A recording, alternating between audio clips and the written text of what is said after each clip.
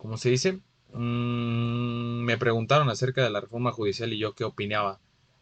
Y bueno, antes de opinar, quiero desglosarlo paso a paso con un hilo de Twitter de una persona que sigo, que lo desglosó bastante bien, que lo desglosó este, a un lenguaje coloquial para que sea más entendible para el público en general. Me gustó el análisis que hace. Y de ahí desglosarlo en varios puntos. Sobre todo, a mí me interesa un punto Mendivil que... 12. Dice. Che VYAY. Ah, el Chewbacca, güey, ¿cómo estás, güey? No, o sea, dije el Chewbacca del emoji, no tuvo el Chewbacca, ¿eh? Entonces, me gustaría iniciar con eso. Yo creo que lo vamos a abarcar bastante bien. Son 2 horitas, me tengo que dormir temprano. Si da tiempo, jugamos un rato, un juego de terror y listo, cerramos así el directo. Porque me parece bastante interesante este tema de la reforma judicial y sobre todo tocarlo en aspecto de relevancia, qué va a pasar con México si realmente se aprueba esta reforma judicial con lo que se está viendo, pasaremos a una dictadura o si se van a equilibrar los poderes y al final del día yo considero que darle el poder a una sola persona de un país es un arma de doble filo muy cabrona, sobre todo a un país como México. La gente podrá decir que darle el poder absoluto a Andrés Manuel es malo. Yo considero que él no tiene el poder absoluto de México y considero que nadie nunca lo va a tener. Porque es bien sabido también que detrás de la presidencia hay una o dos o cuatro familias de poder, de peso en México. Y también algún que otro personaje de peso en México.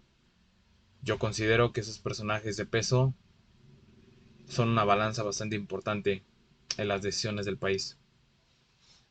Y bueno, esta reforma judicial va a ser un antes y un después, tanto en materia jurídica como en materia de democracia en México. Así que antes de que yo dé opiniones, quiero informarlos acerca de esta reforma judicial con un hilo en Twitter. Vamos a darle el crédito a la persona que lo hizo, obviamente, y vamos a desglosarlo paso a paso. ¿Les parece? Tomando cafecito a gusto, debatimos, platicamos, el directo va bien, no va con retraso, lo estoy viendo. Me alegra, tuve que descargarme 2 pinches navegadores por si uno se cae a la verga, agarrar el otro. Pero bueno, vamos a ver qué pasa. ¿Va? ¿Me desconecto esta madre de aquí?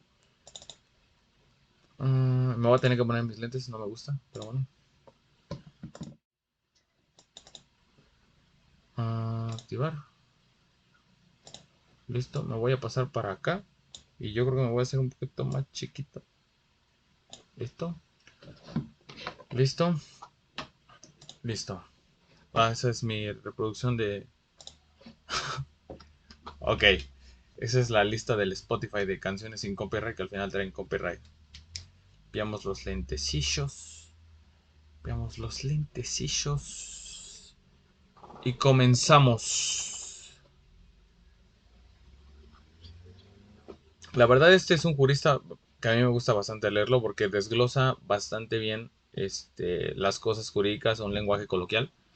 Es Juan Ortiz, lo pueden seguir en X, antes Twitter.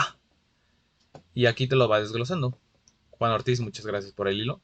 No sé si algún día verás esto, pero muchas gracias, se te agradece. Vayan a seguirlo para informarse de las cuestiones jurídicas del país. Y lo primero es, aquí dice, los cambios en la reforma judicial. Mientras la gente disfruta el inicio de fin de semana difundiendo el dictamen de la reforma judicial. Perdón, otra vez. Los cambios en la reforma judicial. Mientras la gente disfrutaba el inicio de fin de semana, difundieron el dictamen de la reforma judicial.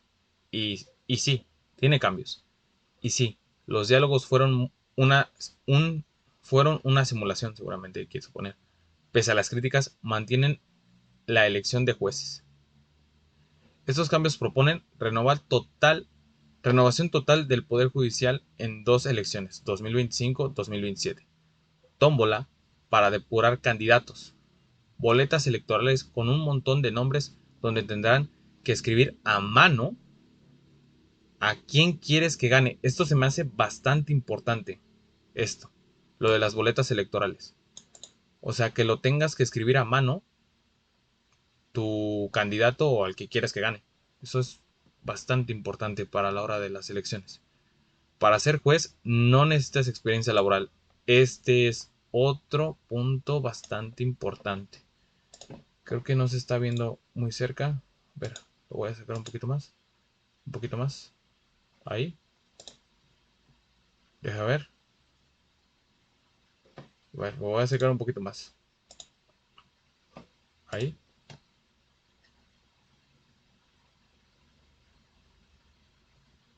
Listo. Entonces vemos que los cambios en la reforma judicial, los cambios proponen lo siguiente: la renovación total del Poder Judicial en dos elecciones, 2025 y 2027. Tómbola para depurar candidatos.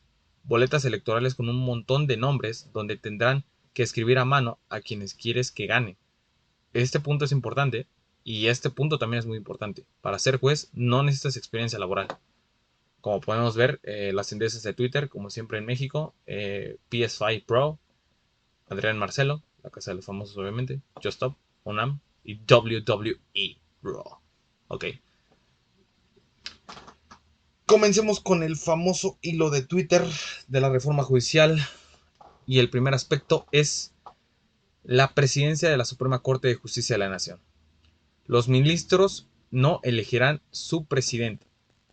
La presidencia se define por quien obtuvo más votos. La presidencia de la Suprema Corte de Justicia de la Nación durará 2 años y se rotará entre los candidatos ganadores de cada elección de mayor a menos número de votos. Punto importante aquí. Primero, que la presidencia de la Suprema Corte de Justicia se elija por votos, por quién obtuvo más votos, a mí, honestamente, se me hace una cosa que no tiene ni pies ni cabeza. ¿Por qué? Considero que para tener cargos importantes, en este caso, como ser como presidir, válgame la redundancia, la presidencia de la Suprema Corte de Justicia de la Nación, sí tienes que tener experiencia trabajando en el Poder Judicial de la Federación. O sea, sí tienes que tener carrera judicial. ¿Por qué? Porque mientras vas conociendo las entrañas del Poder Judicial de la Federación, más vas adquiriendo conocimiento. Yo no digo que llegues a la presidencia con 60 años, pero si supongamos, inicias tu carrera judicial a los, ¿qué te gusta? 20 años, yo creo que 15 años de experiencia o 10 años de experiencia te podrían avalar para poder presidir la presidencia de la Suprema Corte de Justicia de la Nación. Ojo, es bajo mi opinión. Yo no he trabajado nunca en el Poder Judicial de la Federación. Si alguien quiere corregir y en vez de 10 años poner 15 o 20, adelante. Considero que presidir, o bueno, tener 40 años y poder aspirar a presidir la presidencia de la Suprema Corte de Justicia de la Nación es una edad bastante buena. Y repito, al final del día para este tipo de cargos, si ocupas tener experiencia en la rama, bueno, de carrera judicial. Repito, porque vas conociendo cómo se maneja y todo el mecanismo y la estructura que conlleva el Poder Judicial de la Federación. Y definirlo por votos, a mí no se me hace la forma más adecuada de renovar o de implementar mecanismos diferentes para poder darle oportunidad a los jóvenes. Porque repito, se podrá pintar de que se les quiere dar la oportunidad a los jóvenes, pero la realidad puede ser otra. Porque aquí no dice jóvenes, aquí dice por quien obtuvo más votos, ¿sabes? Al final del día, una persona que tiene un presupuesto o que puede tener un respaldo económico del tío, del primo, del abuelo, del sobrino o del partido político, puede tener o 20 años, bueno, perdón, puede tener o 24 o 25 o puede tener 50 o 40. Repito, la edad puede ser relativa para ciertos cargos, pero en esta cuestión yo considero que sí tienes que tener experiencia en el Poder Judicial de la Federación. Aquí puedes ver, artículo 91, la administración del Poder Judicial de la Federación estará a cargo de un órgano de administración judicial, mientras que la disciplina de su personal estará a cargo del Tribunal de Disciplina Judicial, en los términos que, conforme a las bases que señala esta Constitución, establezca las leyes. La Suprema Corte de Justicia de la Nación se compondrá de 9 integrantes, ministras y ministros, y funcionará en pleno. Su presidencia Se renovará cada 2 años de manera rotatoria en función del número de votos que obtenga cada candidatura en la elección respectiva, correspondiendo la presidencia a quienes alcancen mayor votación. La competencia de la Suprema Corte, su funcionamiento en pleno, la competencia de los plenos regionales, de los tribunales de circuito, de los juzgados de distrito y del Tribunal Electoral, así como las responsabilidades en que incurran las servidoras y servidores públicos del Poder Judicial de la Federación, se regirán por lo que dispongan las leyes y los acuerdos generales correspondientes de conformidad con las bases que esta Constitución establece. Otra cosa a resaltar es que solo va a durar 2 años y se van a ir rotando los que ganaron de mayor a menor votación. Aquí, miren, si luego nos quejamos de que la presidencia de México no debería durar 6 años, algunos dicen que menos, otros dicen que más. Yo sigo diciendo que independientemente de que me caiga bien o no el presidente de la República actualmente o los anteriores, la gente dice, no, pues es que no hemos visto un cambio. Mamón, no vas a ver un cambio de país en 6 años, y menos en un país como México, que repito, el presidente de la República sí tiene poder, pero no tiene la mayoría del poder a mi gusto, porque se ha visto en casos puntuales que hay personas detrás del poder, de cualquier tipo de poder, del judicial, del legislativo y del federal, que mandan y tienen peso en decisiones del país. Entonces, también la gente que opina que 6 años son suficientes para cambiar un país es mentira. No son suficientes 6 años y menos van a ser 2 años. O sea, si la presidencia va rotando durante 2 años, el primer presidente puede tener intereses, el segundo va a tener otros intereses, el tercero va a tener otros intereses, el cuarto va a tener otros intereses, el quinto va a tener otros intereses, y así sucesivamente. Y se va a hacer un círculo vicioso, como el que estoy haciendo con el mouse. Porque al final del día eso va a pasar.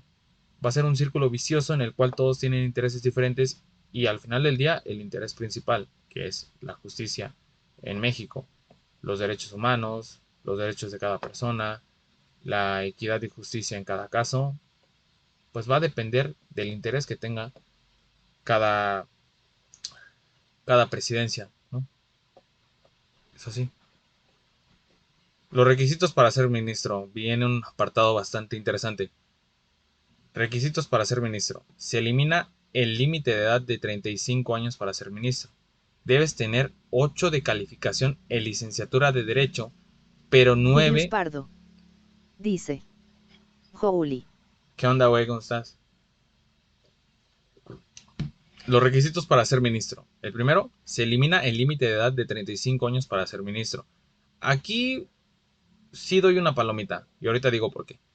Debes tener 8 de calificación en la licenciatura de Derecho, pero 9 en materias relacionadas al cargo. Yo también me quedé what the fuck con esto y ahorita les explico por qué, incluso vamos a ver un hilo, respectivamente hablando de esto. Se reduce de 10 a 5 años de experiencia laboral para ser ministro. Voy a tocar los dos puntos. El primero, me parece bien que se elimine una edad como mínima de 35 años para ser ministro. Considero que la edad no califica el conocimiento que puedas tener para ser ministro. Obviamente no estoy a favor de que luego que salgas de la carrera optes a un cargo de ministro, porque creo que sí tienes que tener una experiencia mínima de 5 años, como establece aquí, posiblemente también de 10 o incluso 8 años de experiencia. Y por ejemplo, si alguien entra de 25 y pues pasan 8 años ya teniendo 33, podría optar al cargo, ¿no? Incluso 30 años. Y se me hace bastante bien este apartado, a mí en lo personal. Yo repito, nunca he trabajado en el Poder Judicial de la Federación, entonces no podría decirte si, pues, mi opinión va acorde a lo que piensa la mayoría que ha trabajado ahí, ¿no? Repito, a mí se me hace un acierto que se quite como el límite de edad de 35 años y que se les otorgue, pues, unos 5 años de experiencia laboral mínimo. O sea, luego aventarlos, no, a mí no me parece adecuado, porque sí tienes que tener una experiencia, sobre todo en esta clase de cargos como ministro. Y ahora un aspecto importante, este de aquí y que lo desglose en un hilo y que lo tengo perfectamente aquí anotado. No, este no es. Este también lo vamos a ver, pero este va relacionado con el de las calificaciones. Ok, Este es Francisco Vázquez Gómez Bisogno. Me parece que lo desglosó bastante bien. Estoy de acuerdo con las ideas que él remarca en esta modificación de las calificaciones con respecto del requisito que debes de tener con las calificaciones para optar a ser ministro. Y él dice lo siguiente: de la gran mala idea de elegir a los jueces, todavía hay una peor. Más allá de la ambigüedad de la cláusula, exigir como requisito haber obtenido promedio general de 8 y 9 en materias que tengan que ver con el ejercicio de la función resulta y abril. Aquí te viene la modificación que se hace con respecto a las calificaciones. Y bueno, el primer punto, injusta, ya que existen más de 2.500 escuelas o facultades de derecho en el país.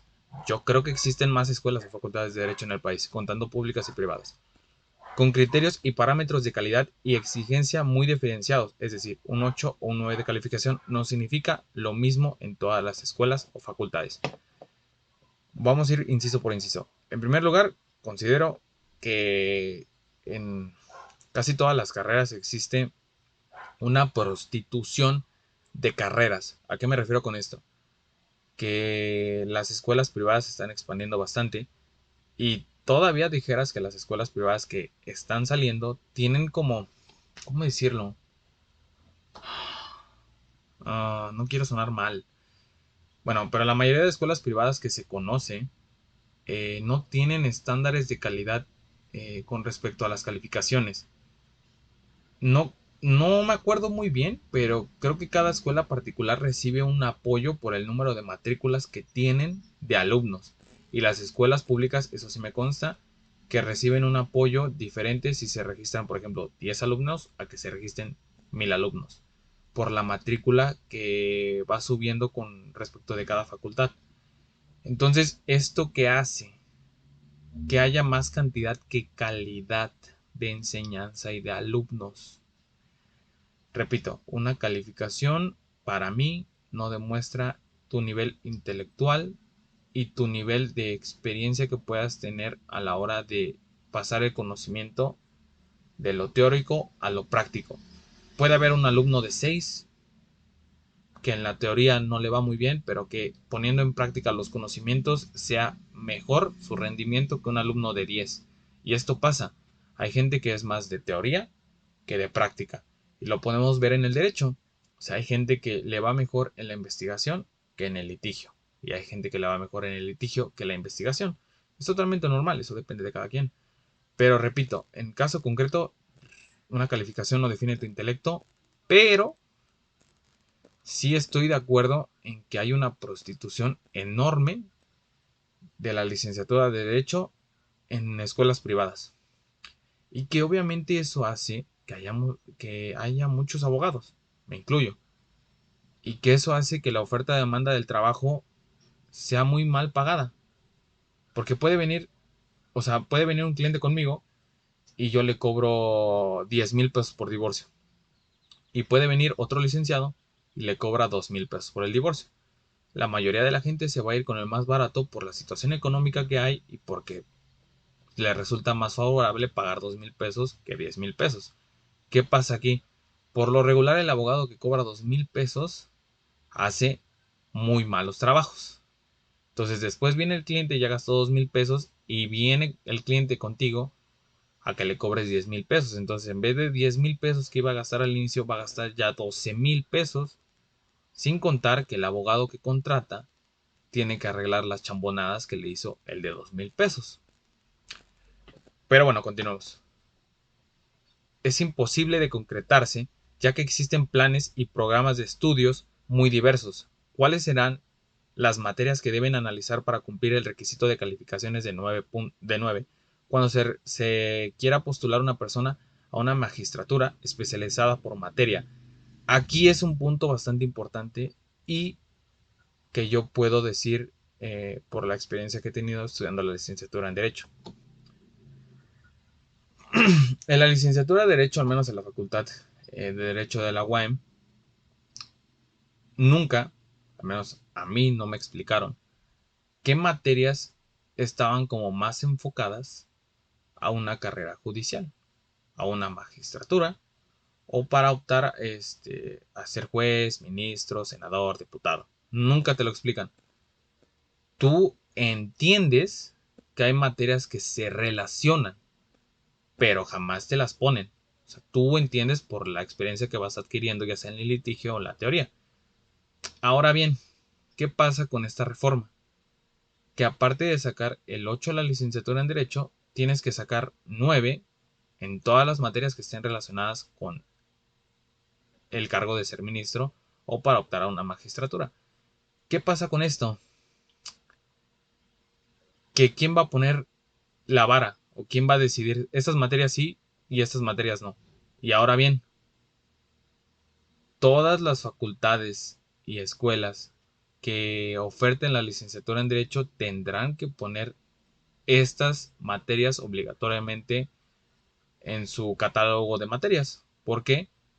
Porque si de repente vamos a suponer la UAM las oferta todas, la VM no. ¿Qué pasa? El alumno de VM a lo mejor nunca ha leído esta reforma. Ya se gradúa de la licenciatura en Derecho en la UVM, no sé si den licenciatura de Derecho en la UVM, lo desconozco. Sale esta reforma y el chavo o chava que se quiere postular para ministro dice, va, me la viento, me voy a postular. Se postula y ¿qué pasa? Le dicen, sí sacaste 8, de hecho sacaste 10, mención honorífica, pero no llevaste materia relacionada con la magistratura, entonces no te puedes postular. No llevaste materias que se relacionen para ser ministro, entonces no te puedes postular. Y te quedas con cara de what the fuck. ¿Quién te avisó? ¿Quién te dijo? Porque hasta eso, yo te puedo apostar que el 80% o incluso el 90% de todas las facultades que ofertan la licenciatura en Derecho no te van a mencionar esta reforma. Y no te van a decir nada. ¿Lo tendrías que investigar tú como abogado? Sí. ¿Tú como estudiante en Derecho? Sí. Incluso tú como ciudadano normal, puede ser que sí, porque al final del día te va a afectar, va a tener un impacto esta reforma judicial a nivel social, no solo a los que estudiamos derecho, sino a nivel social. Entonces, ¿qué va a pasar aquí? Que todas las facultades de derecho van a tener que ofertar y van a tener que decirte que este catálogo de materias o estas materias sí están relacionadas con para que tú puedas optar a un cargo de un ministro. ¿Qué pasa aquí? En la facultad de derecho, y supongo que en todas las facultades respectivamente públicas. De las privadas seguramente sí vas a alcanzar porque las privadas van como 20. En las universidades públicas vamos a un aula a veces hasta 50 alumnos. Y te digo 50 porque se llenó la materia. O sea, entraron 50 y a lo mejor en vez de 50 la materia la querían 80, pues 30 se quedaron fuera. ¿Qué pasa aquí? Que esos 30 no pueden tomar esa materia ese semestre. Y al siguiente semestre tampoco la pueden tomar porque se cerró, ¿no? Supongamos que así van, salen de la licenciatura sin poder tomar esa materia. ¿Qué pasa? Que se les ve vulnerado un derecho por el simple hecho de que la oferta-demanda de las materias no le dejó tomar esa clase. Entonces volvemos a lo mismo. O sea, de esas materias que se supone que tienen que decir cuáles van relacionadas con para el cargo de ministro o ministra, van a tener que ser obligatorias. O sea, las van a tener que ser obligatorias. ¿Por qué? Porque te puedo apostar que aunque no sea de tu interés a lo largo de la carrera, a lo mejor formar parte de, bueno, optar para ser ministro o ministra, si se te presenta la oportunidad, yo dudo que la vayas a rechazar. Repito, cada quien. A mí en lo personal no me gustan los cargos de gobierno, pero si se me oferta la oportunidad, ¿por qué no lo voy a hacer? Ahora bien, los que ya estudiaron su licenciatura en Derecho, ¿qué va a pasar si quieren optar a un cargo de ministro y les dicen, sí, sacaste 10, pero revisamos tu boleta y llevaste solo dos materias que van relacionadas para ser ministro? Y tú, pues sí, pero no sabía en ese momento, pues sí, pero pues no podemos hacer nada, no puedes optar a esto. Ahora bien, creo que la reforma judicial no dice cuántas materias tienes que tomar, o sea, cuál es el mínimo. Si una, si dos, si tres, si cinco, a lo mejor cuatro, no dice, simplemente dice que tienes que tomar materias relacionadas con el cargo para ser magistrado o magistrada. Entonces, esta cuestión es bastante importante y que se deja ahí. Saca 8 en la licenciatura y 9 en las materias que estén relacionadas, pero ni siquiera especifican el mínimo de materias, qué materias están relacionadas, y eso va a ser un gran problema. Honestamente, va a ser un gran problema y seguramente vaya a haber amparos respecto a esto, ¿eh? Amparos de decir, oye, me está negando la posibilidad de ser magistrado, bueno, ministro, porque no saqué 9 o no tomé las materias suficientes para ser ministro. Entonces, esto sí me parece bastante importante. Ok, empezamos bien con el 3, perversa. Ya que aquellos que nos dedicamos a la formación de nuevos juristas, tendremos la espada de Damocles, cuando definamos la calificación de nuestros estudiantes. Una calificación inferior, a pesar de ser justa, podría inhabilitarlos para ser jueces. Esta me parece bastante importante para los que enseñan o son maestros en clases de universidades. O sea, los que son maestros en universidades pueden definir literalmente quién es juez y quién no. Y eso es un arma de doble filo. Eso es un arma muy poderosa. Y no lo digo para los maestros que sí saben enseñar y que sí saben separar cuestiones profesionales con cuestiones personales. Lo digo por los maestros que se pueden aprovechar de esta situación de poder, porque es situación de poder. El hecho de que tú puedas definir por una calificación si alguien puede ser juez o no, es un poder muy cabrón y que puede haber maestros que lo pueden utilizar para su beneficio. Entonces, sí es una cuestión que se debe analizar a fondo, sobre todo porque hay maestros que por ser sindicalizados se les ha protegido de cuestiones fuertes, tanto de acoso como incluso de violación a alumnas y a alumnos. Y por ser sindicalizados no se les hace nada. Cuando el alumno o la alumna se quejan, el maestro toma represalias. Y ahora con esto, cuidado. La verdad es que sí hay que tener cuidado con esta cuestión. Cuarto, una pena trascendental, ya que la aspiración de ser juez o jueza quedará prejuzgada, no por la preparación, experiencia y o capacitación que se pueda adquirir en el ejercicio profesional, sino por una calificación que tendrá efecto para toda la vida. Cuestión importante, y como lo estamos platicando, considero que para aspirar a ser juez o jueza, ministro o magistrado, no solo basta con la calificación que puedas obtener en la licenciatura, sino que también debes tener experiencia en la carrera judicial. ¿Por qué? Porque un juez o jueza, ministro o ministro, debe conocer cómo se maneja todo el poder judicial, cómo son los mecanismos con los cuales o para cuales funciona el poder judicial de la federación, y no solo vale una calificación. Repito, hay cuestiones de trabajo que no solo importa la calificación, sino también la experiencia que tienes para optar a ese cargo. Repito, una calificación, si no define tu intelecto, puedes tener 6, efectivamente, y puedes ser un gran profesional, pero hay cargos que tienes que tener la experiencia, y este es uno de ellos. Para ser juez o jueza, ministro o magistrado, sí debes tener una experiencia amplia de cómo funciona el Poder Judicial de la Federación.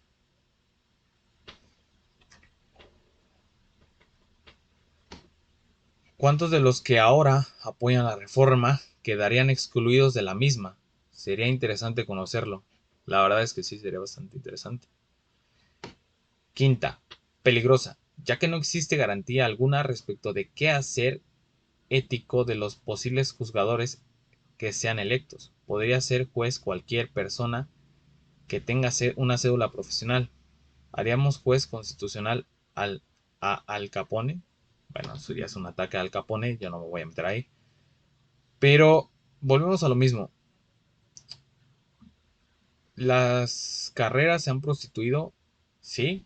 Somos un chingo de personas, sí. Somos un chingo de profesionales, sí. Pero no todos los profesionales estamos capacitados para poder optar a un cargo de juez.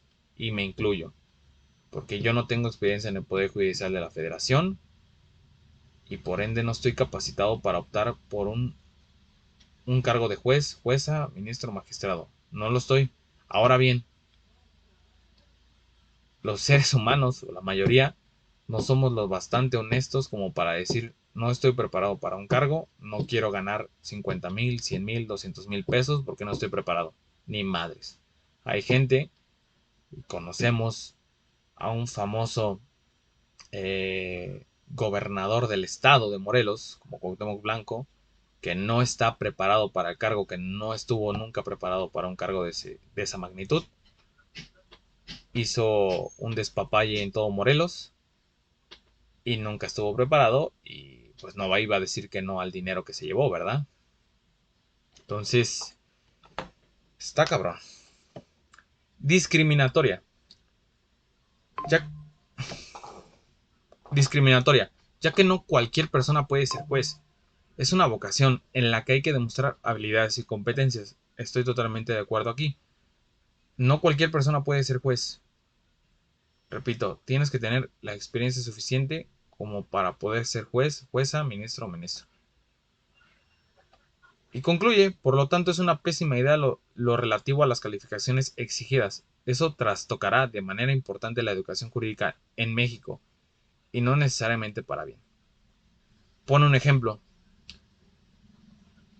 Pone un ejemplo de las calificaciones y de las materias. Por ejemplo, una persona egresada de una de las mejores facultades de derecho del país quedaría excluida de ser juez o jueza constitucional solo porque obtuvo 8 de calificación en derecho constitucional con uno de los mejores maestros en la materia.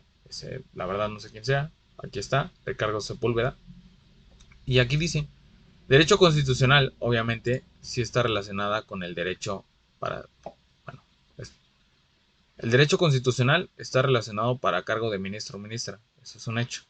Entonces, esta persona quedaría fuera por el simple hecho de haber sacado 8.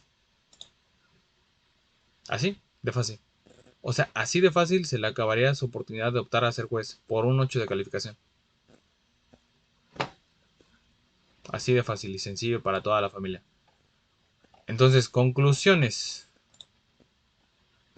Conclusiones. Para mí, que el requisito para ser ministro sea haber sacado 8 de calificación en la licenciatura de Derecho, pero 9 en materias relacionadas al cargo, se tiene que especificar de mejor manera y se tiene que repensar 2 veces esta cuestión. Esta cuestión es bastante importante porque va a marcar un antes y un después en todas las facultades que oferten la materia en derecho y en todas las facultades se va a tener que agregar el catálogo y se va a tener que especificar qué materias son relacionadas para optar a un cargo de ministro. Y también se debería especificar en esta reforma cuáles materias son relacionadas con el cargo para optar a ser ministro. Y también considero que se debería poner un mínimo de materias que tú puedas optar. Ahora bien, si lo vas a pensar con el 9, yo creo que deberías poner pues 8 de calificación, como lo hiciste aquí. O sea, porque aquí pones 8 de manera general y específica pones 9. O sea, si lo pusiste aquí 8, pon aquí 8. Y si no, pues pon 9 y 9, cabrón. Ahora bien, definir, ese es un punto importante para mí con respecto a las calificaciones. Quitarle la oportunidad a una persona que quiera optar a un cargo de ministro porque sacó 8 y no 9 en una materia relacionada con un cargo de ministro es bastante injusto desde mi punto de vista. ¿Por qué? Porque puede ser que una persona en la teoría sea mala, ¿sabes? O sea, porque hay personas que aprenden diferente, que a lo mejor no les gusta estudiar para el examen o que por azares del destino, tuvo un mal día, supongamos, ¿no? De repente el examen de Derecho Constitucional vale 100%. Y a esta persona, lamentablemente, pues falleció su mamá, falleció su hermano, tuvo una ruptura, perdió el trabajo, lo chocaron, tuvo que presentar el examen con pues todas las emociones a flor de piel y lamentablemente no se pudo preparar lo suficiente, ¿no? O de repente, pues derivado de estas emociones fuertes que vivió, se le olvida todo lo del examen y lamentablemente saca 7. Y el maestro, aunque le explicó la situación, el maestro dice, no, lo siento mucho, así es la vida, tienes tu 7.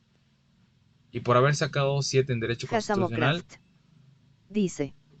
O le caes mal al profe. exacto, le caes mal al profe. Y derivado de eso, ya perdiste la oportunidad para ser ministro.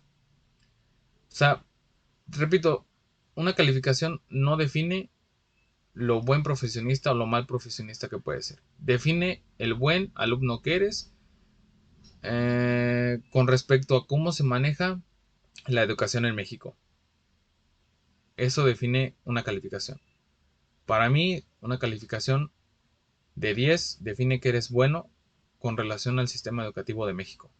Más no define lo buen profesionista que vas a ser en un trabajo. Entonces, si le caes mal al profe, si tuviste un mal día y no pudiste estudiar para el examen, o se te olvidó todo y sacas 7 en Derecho Constitucional, has perdido totalmente la oportunidad para ser ministro. Así de dura y cruda es la realidad. Por haber sacado 7 en una materia de Derecho Constitucional, ya no vas a poder optar con esta reforma judicial nunca a ser ministro. Y si era tu sueño, pues ni modo. A la chingada tu sueño. Y esto abre otra brecha importante. Va a haber profesores que seguramente van a saber que su materia está relacionada con el cargo para ser ministro o ministra. Yo espero que en un mundo de fantasía todos los profesores no son corruptos, todos los profesores respetan a sus alumnos o alumnas, todos los profesores son objetivos e imparciales a la hora de calificar y separan lo profesional de lo personal, pero no es así. Lamentablemente no es así. Y repito, va a haber profesores que se van a aprovechar de esto y puede haber corrupción bastante fuerte, ¿eh? Porque ¿qué te parece que un profesor diga, todos tienen 8, nadie pasó el examen? Bueno, supongamos, hay un profesor de Derecho Constitucional y dice, chavos, todos sacaron 8 en el examen. Si quieren subir a 9, pueden comprar mi libro, vale 500 pesos. Es una manera de corrupción. Vende su libro, gana dinero y todos felices. O otro caso más fuerte.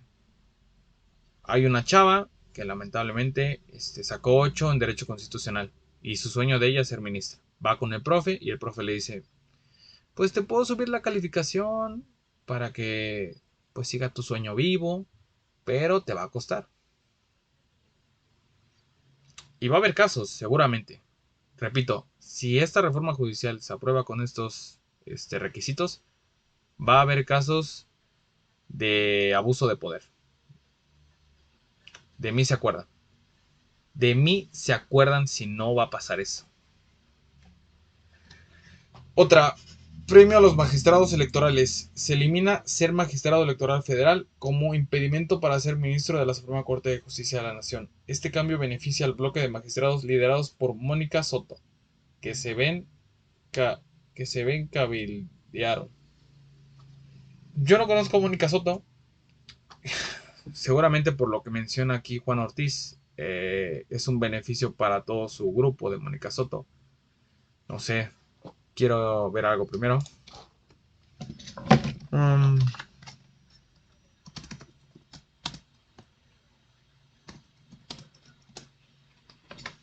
a ver. Mónica Soto. Pero Mónica Soto, quiero ver, Mónica Soto es de Morena. Si es de Morena, entendería por qué no. Mónica Soto, a ver. A ver, no. Hay una de esta. A ver, vamos a ver. Mónica Soto, ¿quién es la nueva presidenta del tribunal? Esto, quítalo. Uf, empezamos bien.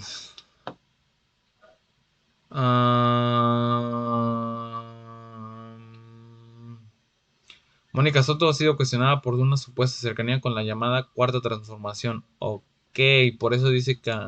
por eso menciona aquí a Mónica Soto. Porque Mónica Soto está relacionada con Morena. Ok, y por eso dicen, se va a eliminar el... Ok.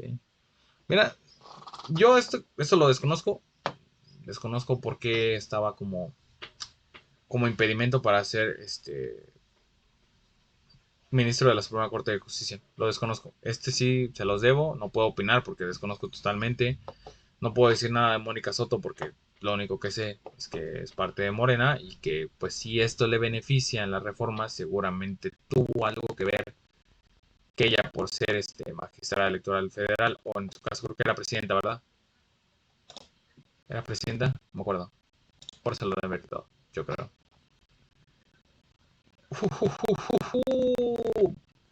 Va la otra. Comités de evaluación. Y aquí entre paréntesis, llévate bien con tus vecinos. Cada poder, judicial, congreso y presidente conformará un comité de evaluación que analizará a los aspirantes. Lo que no me queda claro es cómo conformarán un comité entre Cámara de Diputados y Senado. Ok. O sea, básicamente es llévate bien con todo el mundo y pues si no te llevas bien con todo el mundo, pues vas a quedar fuera como aspirante. Esto, esto va a generar bastante controversia. ¿Por qué? Porque aquí es donde entran los intereses de terceras personas. Y repito, está de la chingada esto, pero se está volviendo más política que carrera judicial. Porque los aspirantes se van a tener que llevar bien con todo el mundo, pero también van a tener que dar su brazo a torcer para poder ser aspirantes a ministro de la Suprema Corte de Justicia, porque obviamente va a haber intereses de por medio. Y obviamente los aspirantes van a tener que hacer favores. Porque si les hacen favores, deben favores. Así es la política. Si yo te hago un favor, me lo debes. Y no se olvida ese favor. Entonces, por eso digo que va a haber intereses de terceros aquí y muy fuertes. Y que no se les haga sorpresa que después resulte ser que había más de un favor con diferentes personas.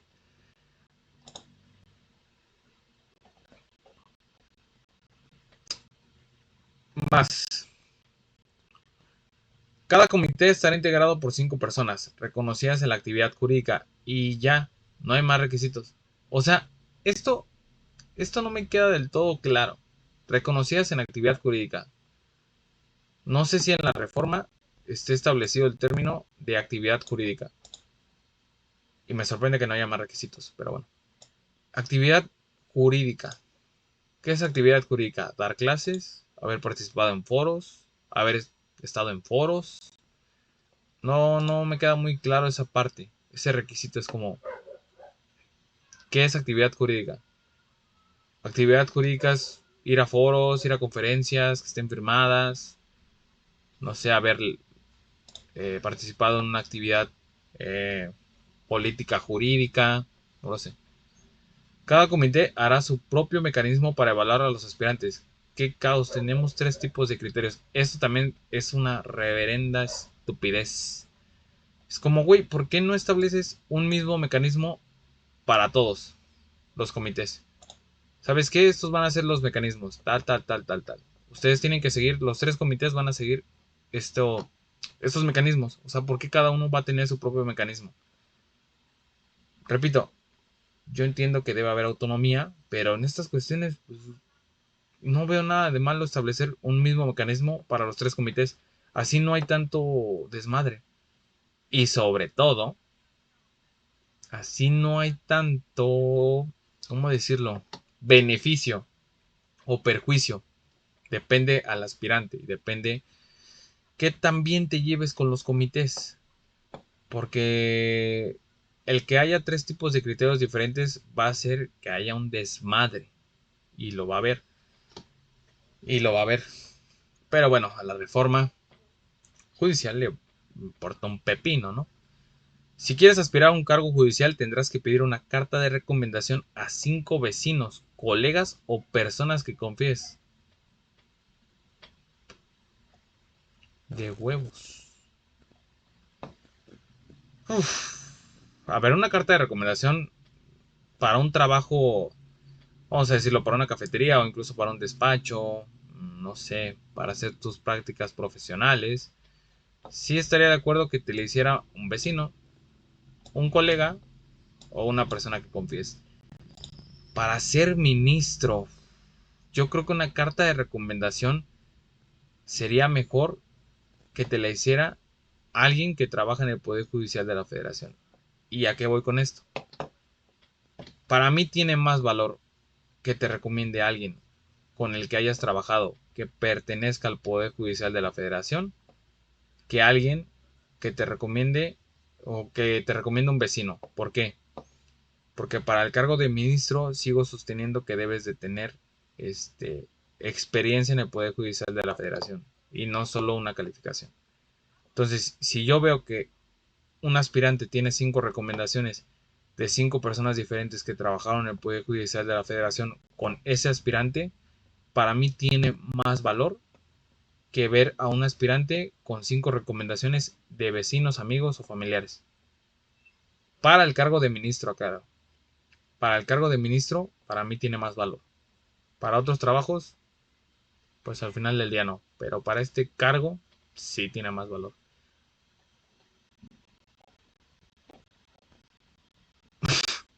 Vamos con la vida es una tómbola. El comité de cada poder 3 propondrá una lista de 10 personas para cada cargo de ministro, magistrado del Tribunal Electoral Federal y Tribunal de Disciplina Judicial, o sea, 30 cargos. El comité de cada poder 3 propondrá una lista de 6 personas mejor evaluadas para ser magistrado de circuito y juez de distrito, o sea, 18. En caso de que el número de aspirantes por cada cargo sea superior al límite, cada comité de evaluación podrá aplicar una tómbola para reducir su número. O sea, prácticamente te estás jugando el ser magistrado o magistrada, no por tus conocimientos, no por tu experiencia en el Poder Judicial de la Federación, sino por una tómbola. Así de culero está esta reforma. Que, que ya pasaste todos los filtros, que ya estás ahí, que estás capacitado y que de repente te digan, mi chavo, estás fuera porque no salió tu número en la tómbola. Así de cabrón está esto. Que tu sueño, que tu futuro, que el hecho de que vaya a depender ¿cómo decirlo? Que tu sueño de ser magistrado o magistrada, que tu meta de ser magistrado, magistrada, ministro, ministro, dependa de una tómbola y no dependa tanto de tu conocimiento como de tu experiencia profesional que puedas adquirir en el Poder Judicial de la Federación, dependa de una tómbola, habla mucho de esta reforma judicial. Ahí lo dejo. Es lo único que voy a decir.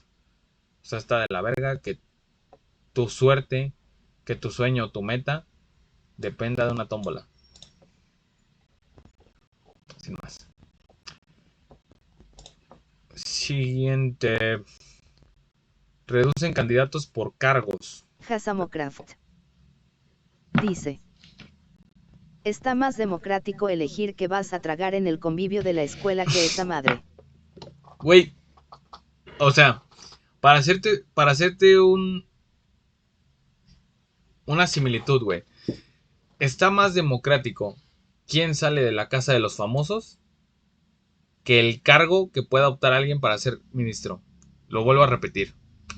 En México, a día de hoy, con esta reforma judicial, es más democrático quién sale de la casa de los famosos a quién pueda optar por un cargo de ministro. Es la cruda realidad de nuestro país.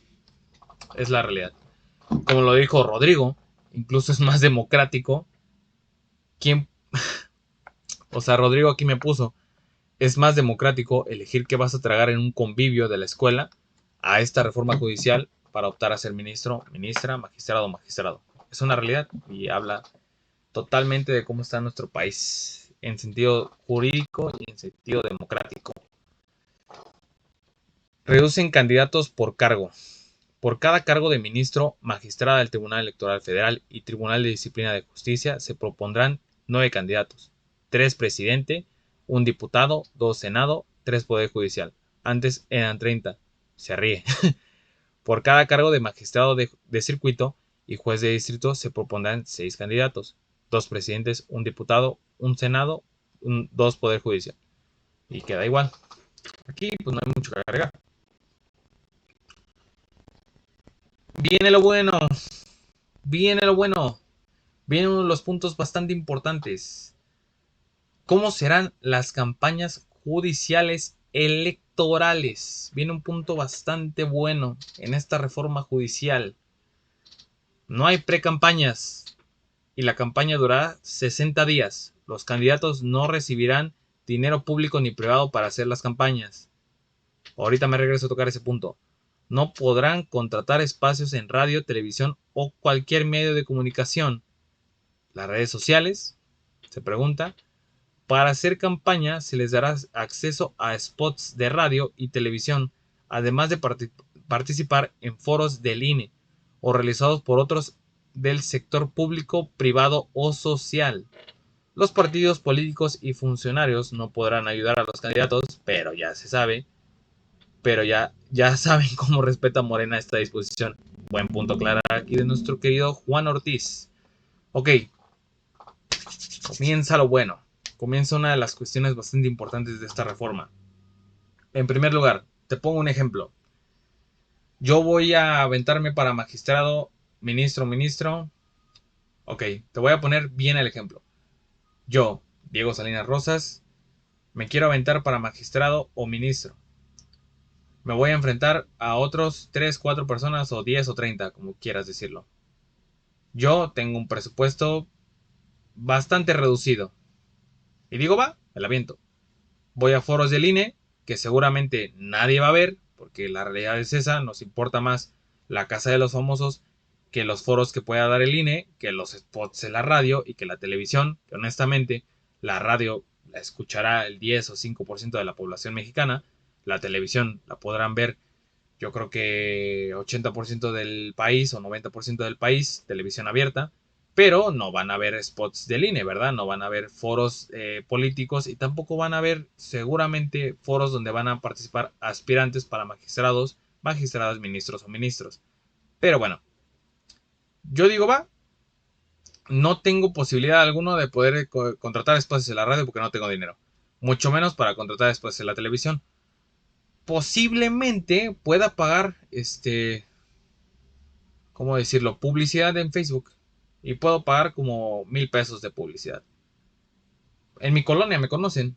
Fuera de mi colonia, chance me conozcan, ¿no? Compito contra el hijo de un candidato. Vamos a dejarlo así. José Luis es hijo de un candidato, no voy a decir partido político, simplemente es hijo de un candidato. José Luis es hijo de un candidato Morena, PRI, PAN, y se sabe que José Luis tiene poder adquisitivo por su papá, mamá, tío, abuelo, ¿no? Lo que sea. Entonces, aparte de tener poder adquisitivo de su familia, tiene poder adquisitivo porque es hijo de un candidato o figura política. Entonces, de repente yo veo que José Luis está en un spot de televisión, ¿no? Digo, no que no se podía. Y imagínense que José Luis diga, bueno, pues, lo estoy realizando por un sector público, privado, social.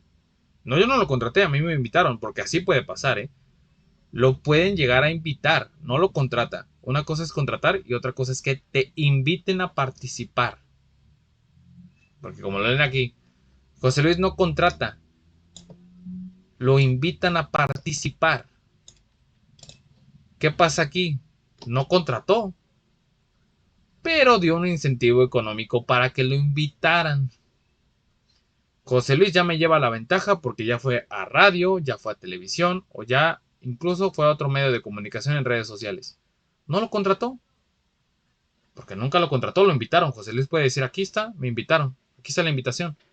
Pero por detrás, a lo mejor su papá o su familia dio un gran incentivo económico para que lo invitaran. Y no contrató, simplemente lo invitaron.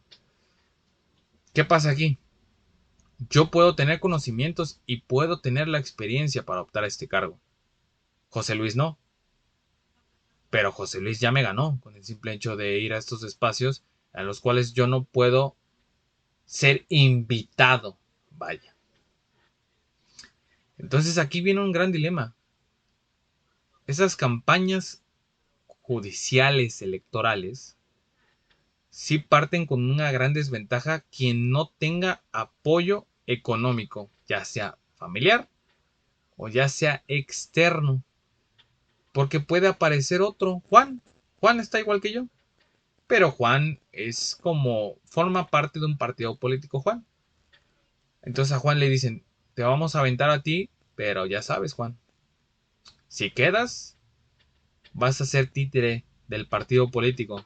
No vas a tener voz ni voto. Nosotros te vamos a poner ahí, tú vas a recibir tu dinero, tú vas a recibir las prestaciones, pero te mueves a como quiera el partido político. Juan, ¿qué va a decir? A toda madre, ¿no? Al final del día voy a recibir yo mi dinero, soy parte del partido político y ya está. Entonces es a lo que voy, es lo que yo le comentaba a mi abuelo, porque mi abuelo me decía, aviéntate, aviéntate para ministro o magistrado. López Obrador está dando la oportunidad. Sí está dando la oportunidad, pero no para quien realmente se la merece, ¿eh? Está dando la oportunidad para que quien tenga el poder adquisitivo pueda optar a este cargo, sobre todo con estas campañas judiciales electorales. Porque yo le decía, yo puedo competir, que me dejen competir es otra cosa. Entonces, porque al final del día no nos hagamos tontos. O sea, hay maneras de que te inviten a espacios, a participar o a que te entrevisten sin necesidad de contratar. Y hay lagunas legales. Y esta es una. Aquí dice no podrán contratar. Y aquí dicen, puedes participar en foros de línea o los que sean realizados por otros sectores público, privado o social. No puedes pagar campañas ni en spot, ni en televisión, ni en cualquier medio de comunicación. Tú no puedes contratar. Tú no puedes contratar. Pero, pero por detrás, si te llegaran a invitar, sí puedes ir, ¿sabes? Y aquí está un claro ejemplo. Morena no ha respetado disposiciones que ellos mismos han impuesto, ¿eh? Esta reforma, no la van a respetar. Y ya verán, no la van a respetar.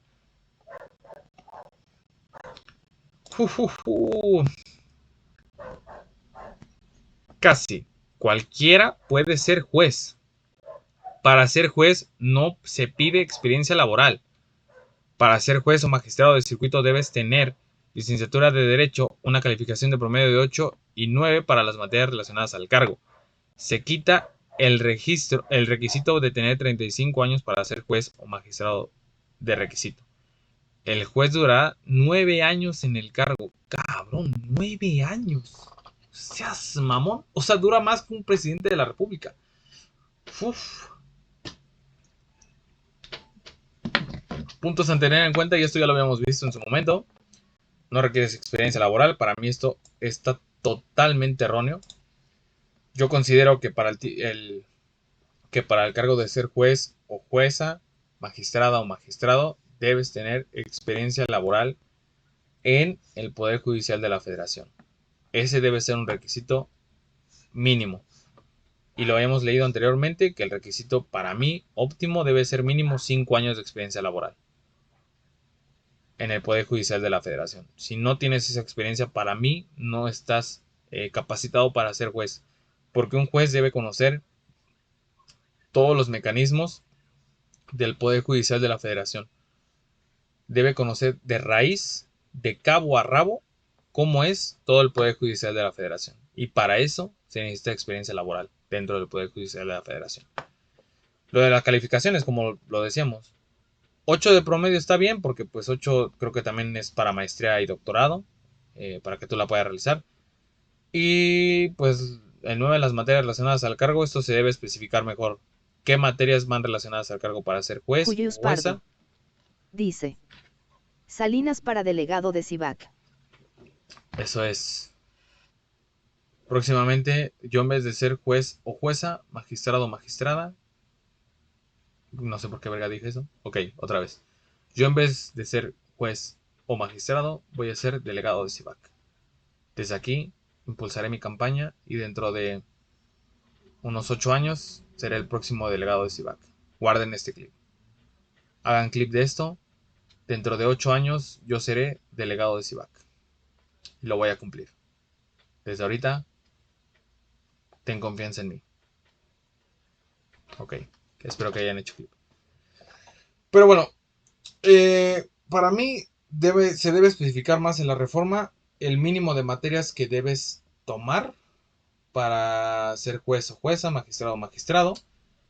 También yo creo que un 9 es bastante excesivo porque nuestro sistema educativo se permite, es bastante permisivo a la hora de que se pueda haber corrupción o los maestros puedan abusar de ese poder de literalmente decidir tu futuro o literalmente decirte, ¿sabes qué?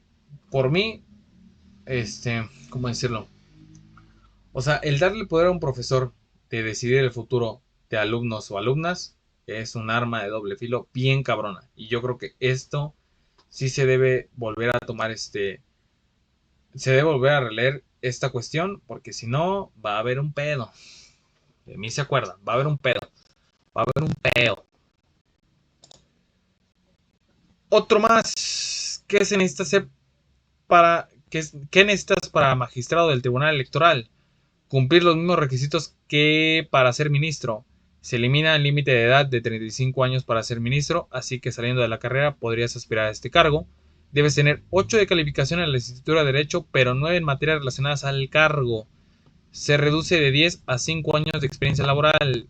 Aquí va un punto bastante importante. Y no sé por qué estoy hablando como locutor, pero bueno, para mí es bastante positivo. Yo doy una palomita solo en este aspecto. De que se limite, perdón. Para mí es un acierto que se elimine el límite de edad de 35 años para ser ministro. ¿A qué voy con esto? Tanto para magistrado del Tribunal Electoral como para ser ministro, que se elimine un límite de edad, para mí está bastante bien. Ya en lo que no estoy de acuerdo es que saliendo de la carrera puedas aspirar al cargo. ¿Por qué? Porque considero, repito, considero, y esto espero que me escuchen en algún momento los que están haciendo esa reforma, para ser magistrado de un tribunal electoral, o para ser ministro, o para ser un juez o jueza, debes tener experiencia correspondiente en el ámbito en el que se vaya a desarrollar, un magistrado, un ministro o un juez. Yo, que alguien de la licenciatura saliendo pueda ser ministro, pueda ser magistrado de un tribunal electoral, considero que no es una decisión acertada y que se le puede meter presión a pues a un joven que no tiene ni idea de cómo se maneja un tribunal electoral, que no tiene ni idea qué es ser ministro, que no tiene ni idea de cómo es las entrañas, los mecanismos del Poder Judicial de la Federación. Entonces, para mí es un acierto que se quite la edad, pero sí debería requerir experiencia laboral, como aquí lo dice, de 5 años de experiencia laboral. Porque aquí es contraproducente, ¿sabes? Es como saliendo de la carrera podrás aspirar a un cargo, pero tienes que tener 5 años de experiencia laboral. Entonces, volvemos al mismo punto. Y no me van a dejar mentir. Para la molle. Es que, a ver, supongamos, un alumno entra a los 18, sale de los 23 años de la licenciatura en Derecho. Supongamos que este chavo empezó sus prácticas en el Poder Judicial de la Federación a los 20 años. Sale de la carrera a los 23, lleva 3 años. No podría aspirar al cargo de ministro ni de magistrado en esta cuestión porque necesita 5 años de experiencia laboral. Pero entonces, o es una o es otra. O sea, porque ahí dice, saliendo de la carrera podría aspirar, pero sin embargo necesitas 5 años de experiencia laboral. A la universidad entras a los 18. pasan 5 años y a los 23 ya podrías ser ministro o magistrado del Tribunal Electoral. ¿Qué pasa aquí? Que la mayoría de los alumnos empezamos nuestras prácticas profesionales a los 22 o a los 20 o a los 21, depende. Entonces ahí ya no podrías aspirar al cargo.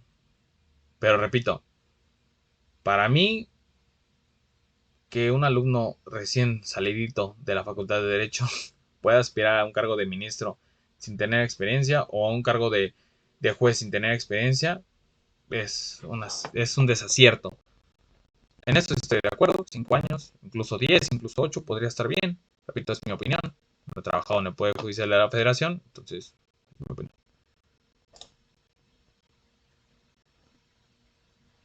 El temido Tribunal de Disciplina Judicial. ¿Quiénes lo conforman? Están compuestos por 5 personas que son elegidas por todos los ciudadanos de México. Duración en el puesto. Una vez elegidos, estos jueces durarán 6 años en el cargo. No pueden repetir y se van cambiando de manera escalonada para que siempre haya experiencia en el tribunal. Presidencia rotativa. Cada 2 años uno de los jueces se convierte en presidente del tribunal.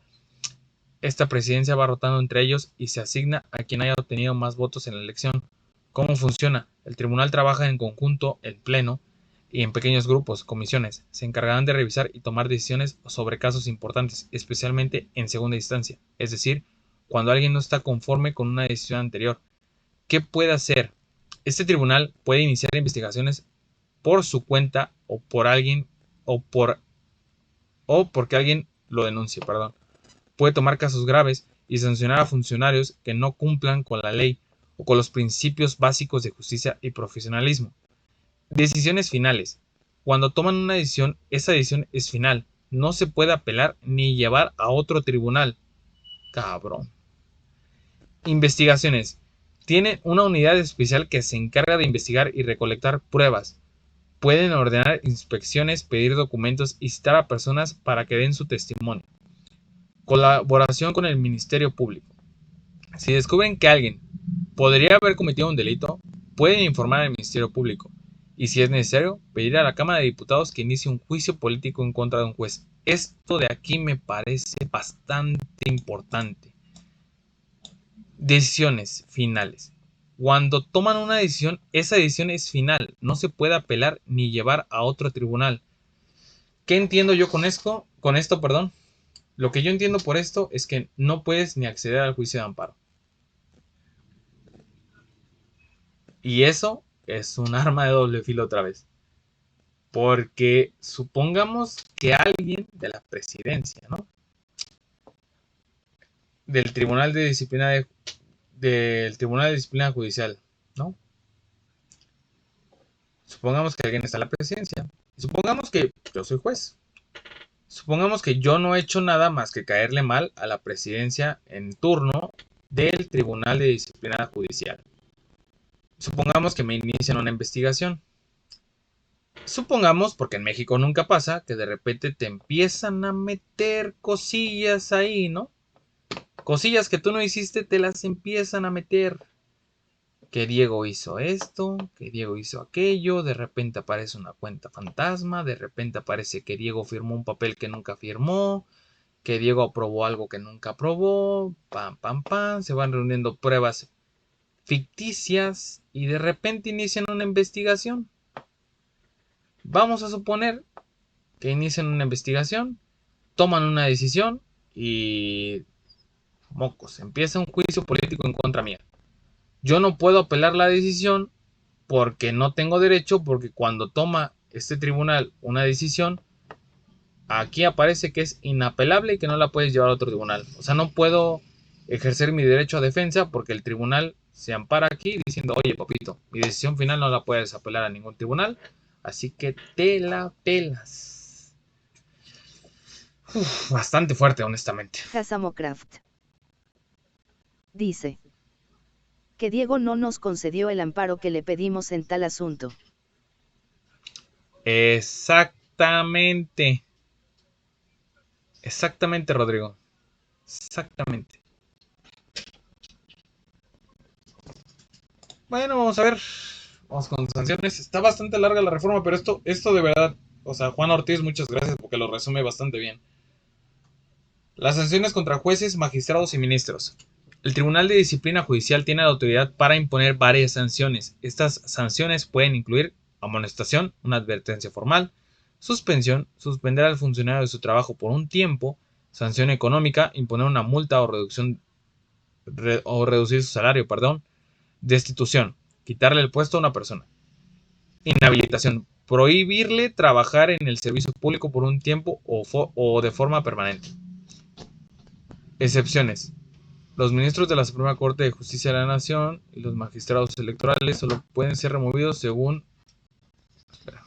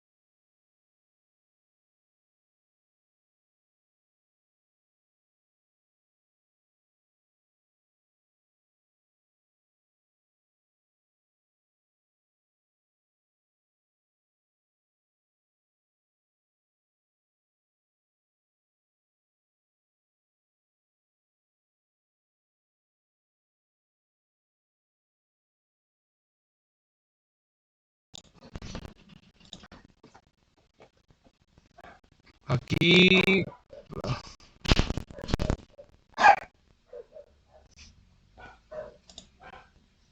Perdón, es que creo que va algo lag. Y sí va algo lag. De hecho, se volvió a lagar esta madre.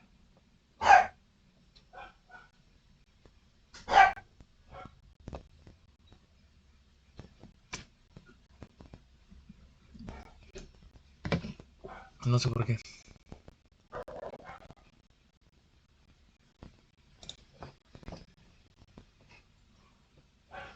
¿Y si cierro esto?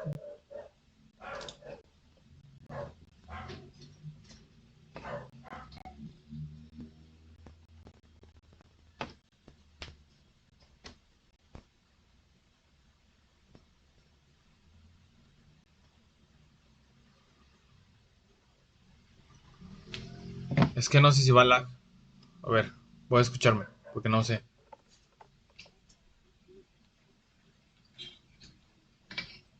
No sé por qué.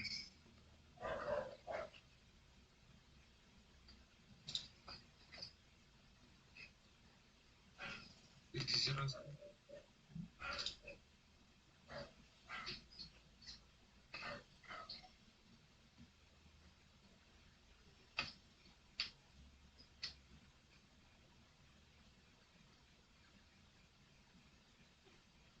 Creo que ya. Pero en fin. Ah, es que no sé si va lag. Creo que ya. A ver. No sé por qué. Sí, creo que ya.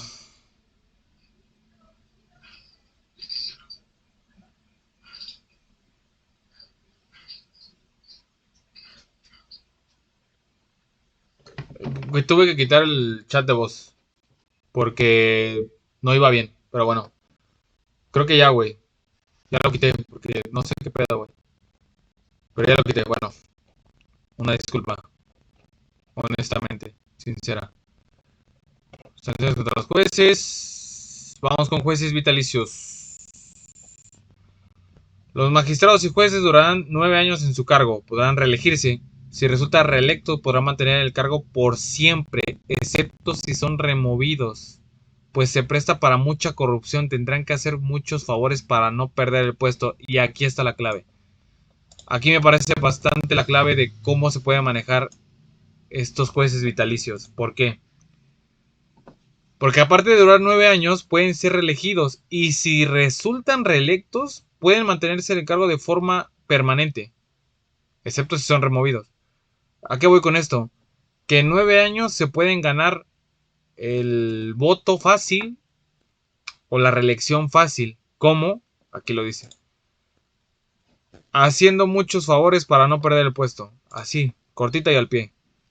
La mayoría de los jueces y magistrados, no quiero decir, ¿cómo decirlo? Se va a prestar a esto. O sea, lamentablemente se va a prestar a mucha corrupción. ¿Por qué? Porque para que alguien quiera mantener su cargo de juez o magistrado, tiene que hacer muchos favores, sí o sí. O tiene que quedar bien con la mayoría de las personas que lo vayan a elegir. Así de claro. ¿Y cómo se hace eso? Lamentablemente en México así es. Para mantenerte un cargo o para mantenerte en la vida política, tienes que hacerle favores a gente para estar ahí. Eso es una realidad. Duele, sí, duele que en vez de que sea algo democrático, parta de la base del interés que tenga un sector con mayoría para que tú puedas seguir en un cargo. Está de la verga, sí, lamentablemente es así, pero pues ni pedo. Esto se va a prestar los jueces vitalicios, ¿eh? Aquí va a haber bastante corrupción, papá, en los jueces vitalicios, sin duda alguna. Porque para mantener tu cargo, como dice aquí, vas a tener que hacer muchos favores para no perder el puesto. ¿Y qué pasa? Se va a prestar a mucha corrupción. Porque si alguien quiere mantener su cargo de juez o magistrado de manera permanente, le van a decir, bueno, está bien, te echamos la mano, pero tú échanos la mano después. Así es la vida política lamentablemente en México.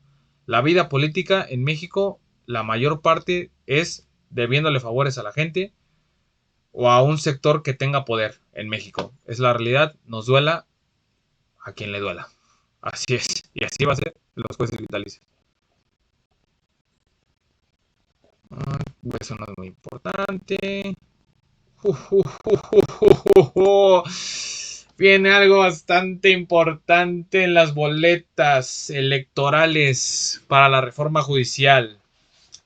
Dictamen de la reforma judicial. ¿Cómo serán las boletas? Spoiler, tú escribirás los nombres y con tú se refiere al ciudadano promedio. Tú vas a escribir los nombres de los aspirantes en la boleta electoral de la reforma judicial. ¿Y cómo se va a hacer? De la siguiente manera.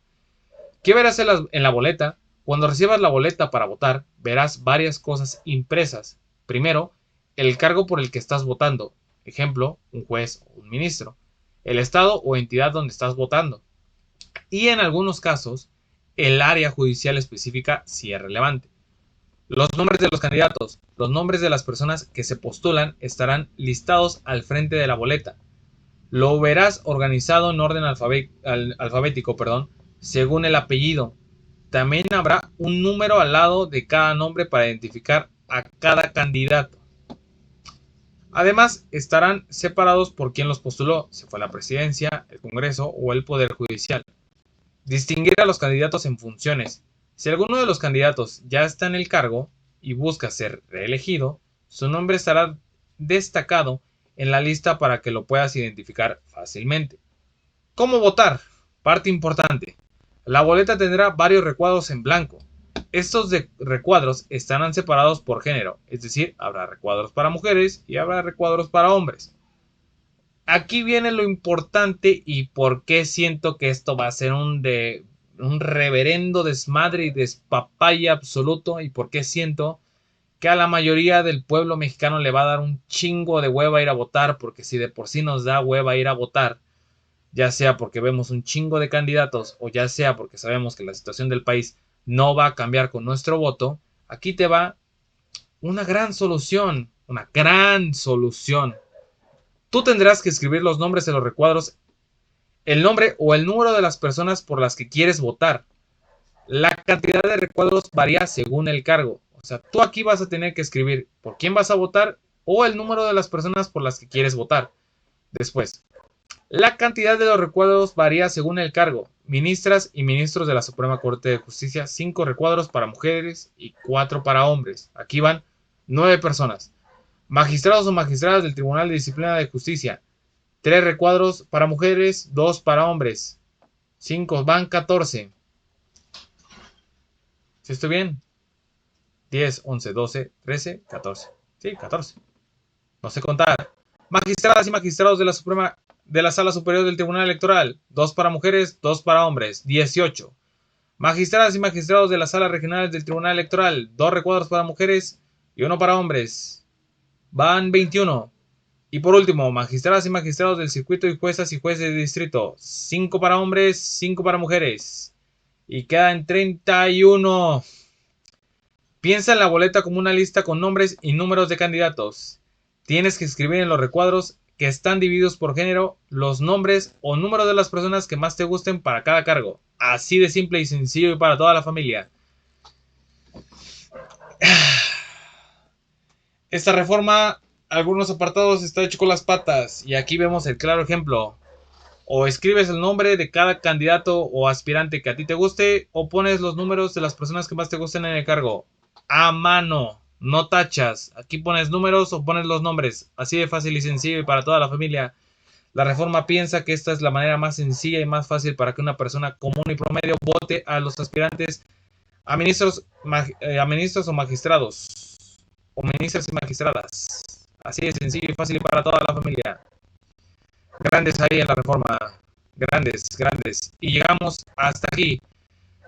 Gracias a Juan Ortiz por el resumen que nos hizo de la reforma judicial. Muchísimas gracias. Y por último, vamos a ver un video. ¿Es este video o ya chingué? No es este video. Sí es este video. Vamos con Tokio.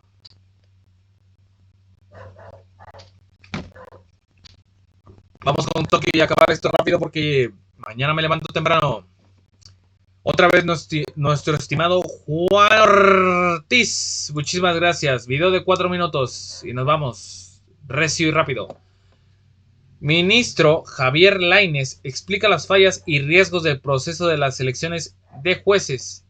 El ministro Javier Lainez exhibe las fallas y riesgos de la elección de jueces en el dictamen de la reforma al Poder Judicial. También señala que si un juez inexperto te declara culpable o decide en tu contra y al año de evaluación se resulta reprobado, este seguirá en el cargo. También analiza una de las boletas electorales judiciales. con sus decenas de nombres en la parte trasera. No lo digo yo, lo dice un ministro. Vamos a verlo. Pero quiero ver y dónde me voy a poner.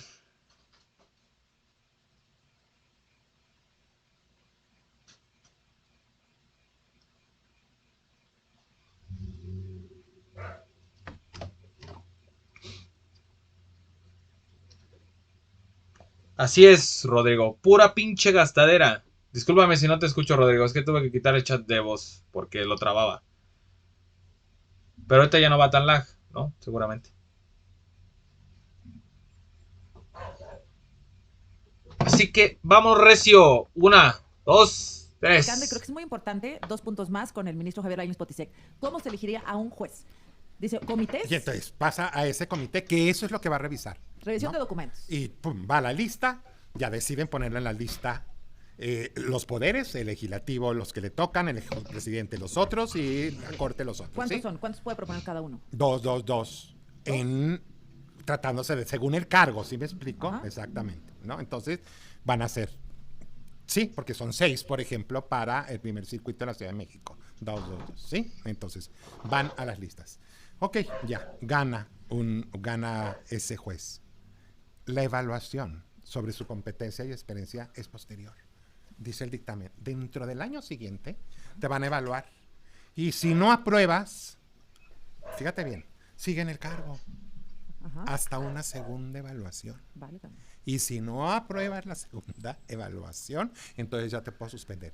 Azucena, o sea, yo les digo a cualquier ciudadano y todo, imagínate que tú vas a decir, ese juez que me negó la suspensión o que se lo otorgó a mi contraparte o que me declaró, me desechó, exactamente, que me declaró culpable, que desechó mi recurso por extemporáneo cuando resulta que no pasó la evaluación, pero además sigue hasta que lo vuelvan a evaluar.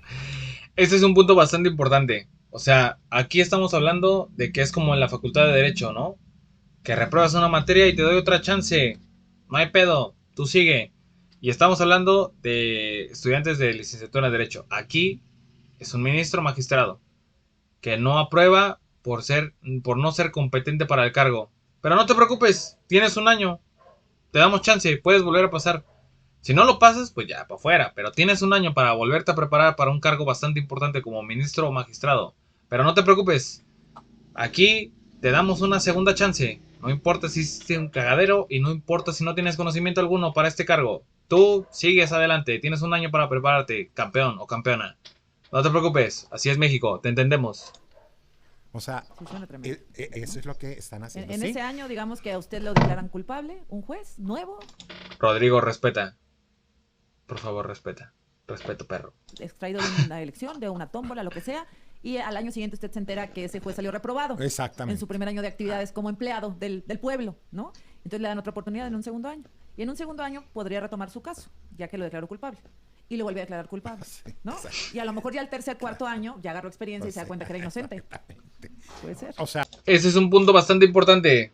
Recordemos que si vas a optar al cargo de juez, no tienes experiencia alguna en el Poder Judicial de la Federación y a ti se te ocurre tomar la peor decisión de tu vida y no aprobar un asunto que debiste haber aprobado y negarle el derecho a una persona que tenía el derecho y que tenía la sentencia a favor.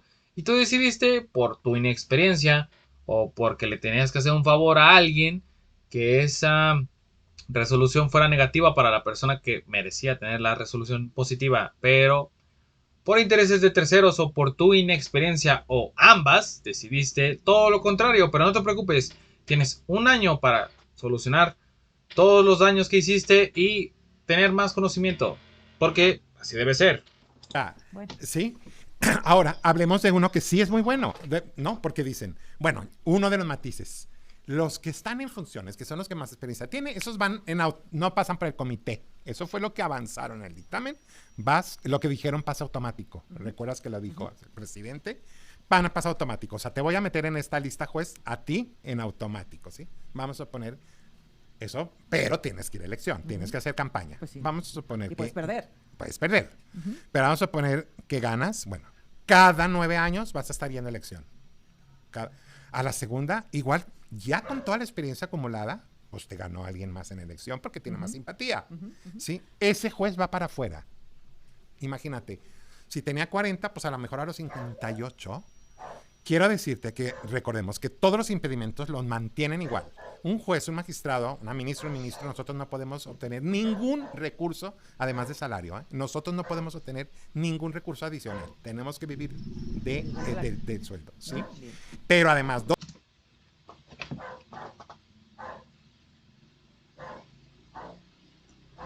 Efectivamente, Rodrigo. No es que se van a cargar, se están cargando ya al único poder que estaba haciendo medianamente bien las cosas. Y eso, señoras y señores, va a marcar un antes y un después en cuestión no solo jurídica, sino en cuestión de política y en cuestión social. Y la gente no es consciente de que esto va a marcar un antes y un después en México. Pero bueno, continuemos. 2 años después de que concluimos cualquiera de estos cargos, no podemos litigar. Entonces lo estás mandando fuera Exacto. y le dices, y no vas a poder litigar, que es lo que sabe hacer. Ujú. Y no hay liquidación, y no hay nada, ni pensión, ni nada. ¿Cómo me pueden decir que no están destruyendo la carrera judicial? ¿Cómo me pueden decir que de verdad... Esto es bastante importante, ¿Cómo volvamos a me pueden escucharlo. hacer? Ujú. Mandando. Después de que concluimos cualquiera de estos cargos, no podemos litigar. Entonces lo estás mandando fuera Exacto. y le dices, y no vas a poder litigar, que es lo que sabe hacer. Entonces, pero además, 2 años después de que concluimos cualquiera de estos cargos, no podemos litigar.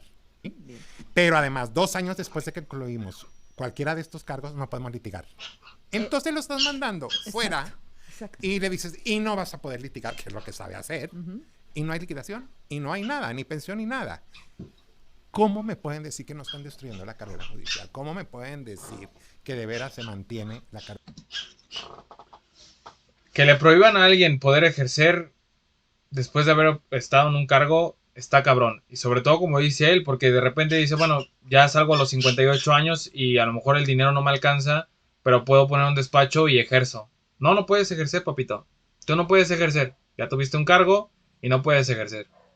Está cabrón, ¿eh? O sea, está cabrón. Por eso están en paro. Por eso hay que entender a los Sí, jueces, claro. a las juezas y a los A los magistrados. trabajadores. Y a los Y trabajadores. empatizar y pensar que si eso nos Exactamente. estuviera pasando a nosotros, pues, ¿qué haríamos, no? De pronto, toda tu experiencia como maestra, toda tu experiencia como médico, como asistente, como auxiliar, pues resulta que no importa que fuiste auxiliar y que ahora eres asistente y que luego puedes ser directora de área porque vas adquiriendo experiencia, porque han llegado unos nuevos y quieren renovar rostros y pues se mandan a todos a la calle, a los que habían trabajado ahí durante años, que pues sí pasa, en las empresas, sobre todo. Ministro, pues gracias. Ojalá que pudiéramos platicar de nuevo. Conclusiones. Conclusiones sobre esto. Conclusiones. Voy a poner mi cámara aquí. Sí estaba trabando eso. Aceptar.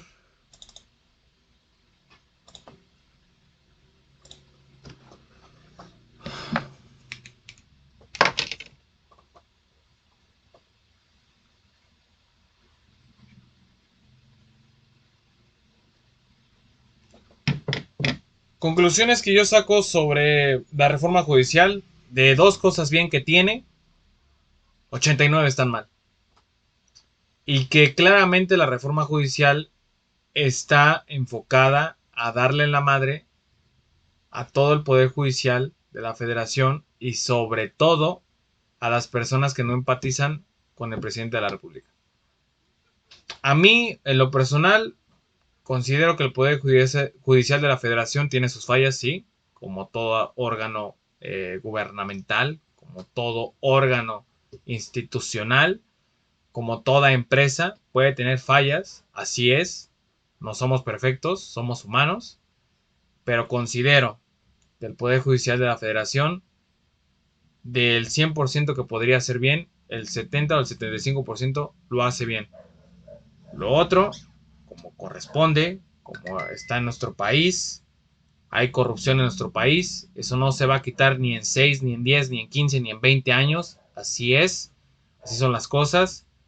Los jueces y magistrados pueden sufrir extorsiones, pueden sufrir sobornos, pues están sujetos a corrupción, es una realidad, pero también la otra realidad es que la mayoría de su trabajo lo hacen bien. Ahora,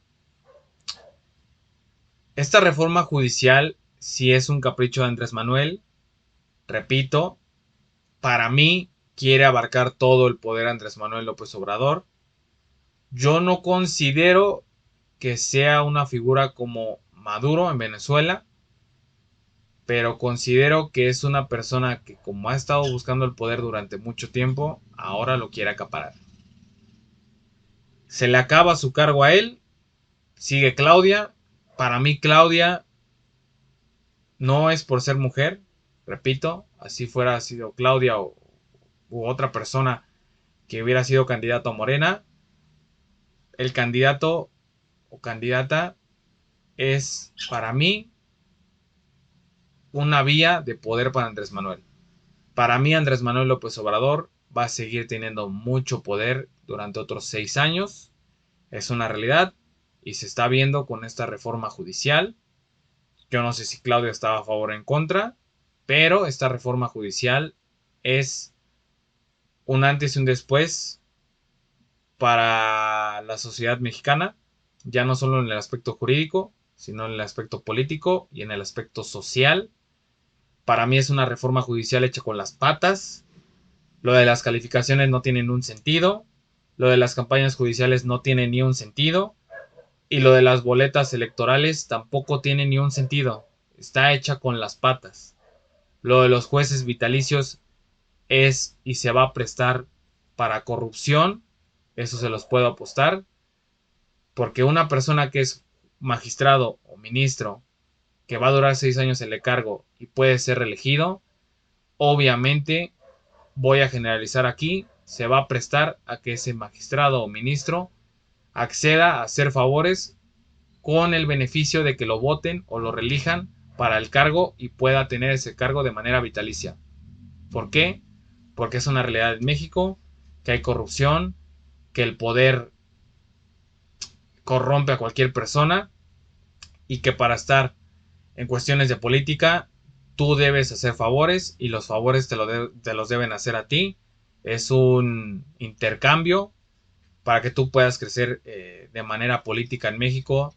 Tú tienes que pertenecer a un partido político y a ese partido político literalmente le tienes que vender tu alma y también le tienes que vender tu alma o hacerle favores a externos a tu partido político, porque para llegar a ese tipo de cargos le tienes que caer bien a la mayoría. Esa es una realidad en México.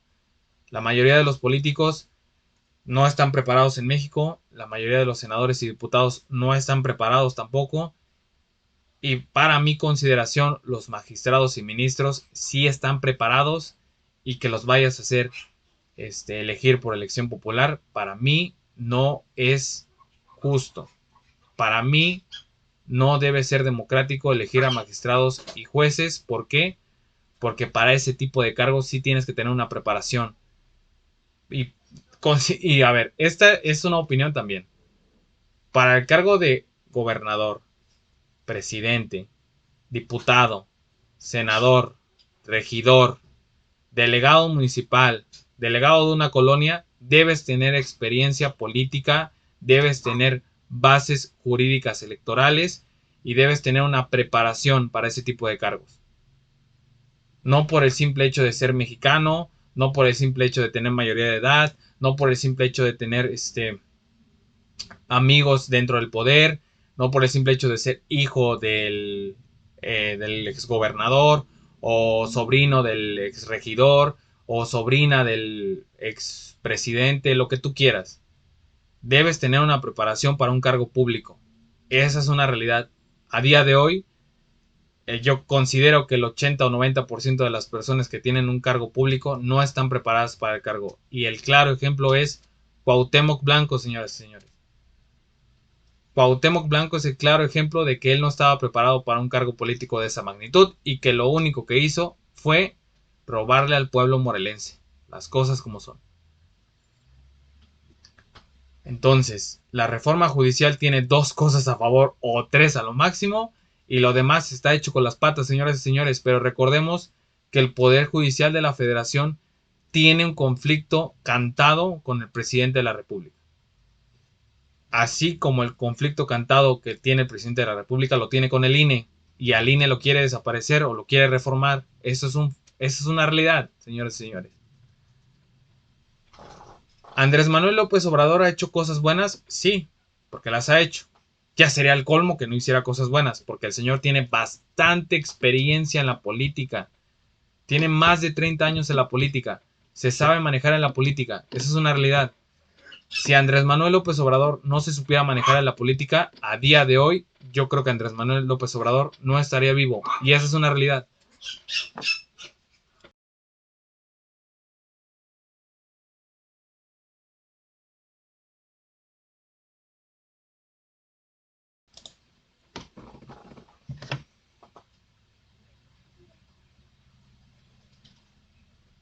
Es una mamada, güey.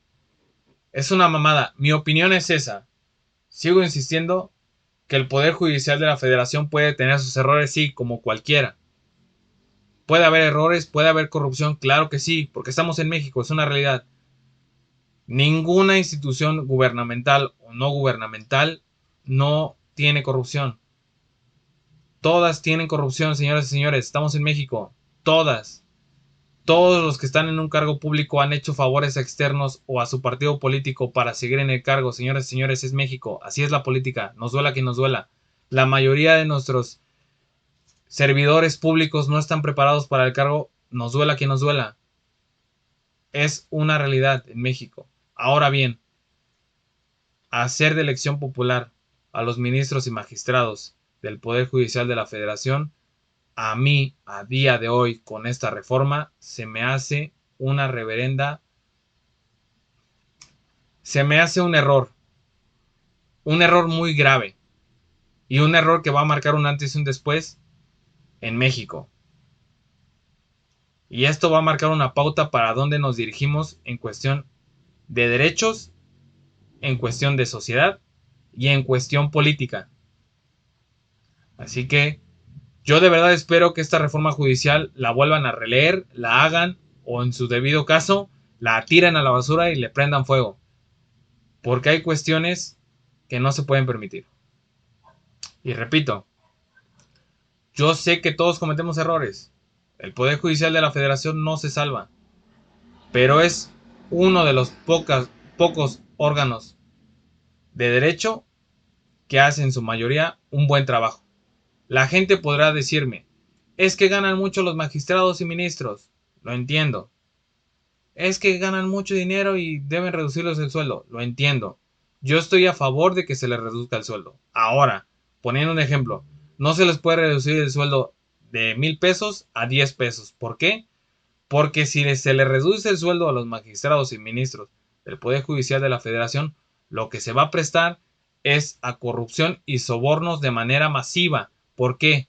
Porque van a pasar a ganar de 1,000 pesos a 10 pesos, ejemplo, y va a venir alguien, un primo de un amigo, a decirle, oye, este amparo o esta resolución tiene que salir a favor de esta persona, no de esta persona. Te doy 2,000 pesos.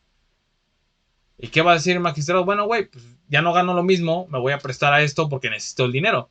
Porque es una realidad, el estilo de vida que llevan, pasarlo drásticamente de 10 pesos, de 1,000 pesos a 10 pesos, les va a pasar a dar en la madre. Es una realidad.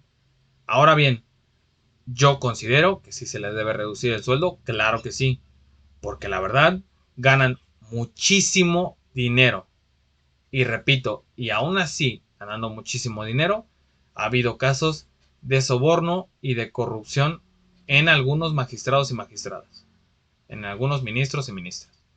Entonces, mi opinión y conclusión final es que como ciudadanos debemos informarnos de estas cuestiones porque es de impacto social, no solo los abogados, es de impacto social. La reforma judicial está hecha, a mi opinión, con las patas. Y está hecha claramente para dar un golpe sobre la mesa, sobre el Poder Judicial de la Federación, porque Andrés Manuel López Obrador la tiene cantada con ese poder. Eso es una realidad. Entonces, o estás con él, o estás en su contra y atenta a las consecuencias. Y esta es una de ellas. ¿Y por qué también lo quiere hacer así? Porque, señoras y señores, no nos vamos a hacer mensos. Va a haber aspirantes para ministros y ministras que bajita la mano van a estar con Morena o con cualquier partido político. Y eso es una realidad, porque así va a ser. ¿Qué va a pasar? Que si la mayoría de ministros o magistrados son de un partido político, del presidente en turno, puede haber consecuencias muy fuertes. Es un arma de doble filo muy cabrona. Entonces, mis conclusiones son esas. Los tres poderes de México tienen que estar separados. No tienen que estar alineados al presidente de la República. Esa es una realidad. Los tres poderes que rigen a México deben dar una balanza. No deben dar el poder a una sola persona. Porque darle poder a una sola persona, lo hemos visto en otros países, está de la verga. No hay democracia. Se presta a muchísima corrupción y puede llegar a ser incluso una dictadura, señoras y señores. Entonces, piénselo bien, porque también no puede ser posible que haya más democracia a la hora de elegir quién sale de la casa de los famosos que en una reforma judicial para elegir ministros, ministras, magistrados o magistradas. Podrá sonar a burla, pero es una realidad. Entonces, ojito.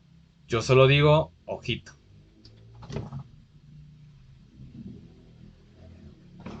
Y bueno, creo que sería todo. La verdad es que casi 2 horas, bastante productivas. Considero, después de la plática que tuve el fin de semana, que tenía que hablar de este tema. Se me hace bastante interesante. Y honestamente creo que sí debemos estar informados, porque es una cuestión que va a impactar en la vida de todo el ciudadano mexicano. Para bien o para mal. Depende de qué lado de la historia estés. Porque así es. Algunas personas lo ven a bien porque están del lado de que les favorece la historia. Y otras lo ven a mal porque están del lado de que les desfavorece la historia. Y otras lo ven neutral porque no tienen ni puta idea de qué lado de la historia están. Y cuando se dan cuenta de qué lado de la historia están, puede ser muy tarde, tanto para mal o te puede beneficiar. Depende de qué lado de la historia estés. Entonces creo que sería todo. Yo creo que no va a dar tiempo de jugar. Me hubiera gustado jugar un juego de terror. Pero bueno, ya son 2 horas. Ya es hora de despedirse. Mañana tengo el día muy ocupado.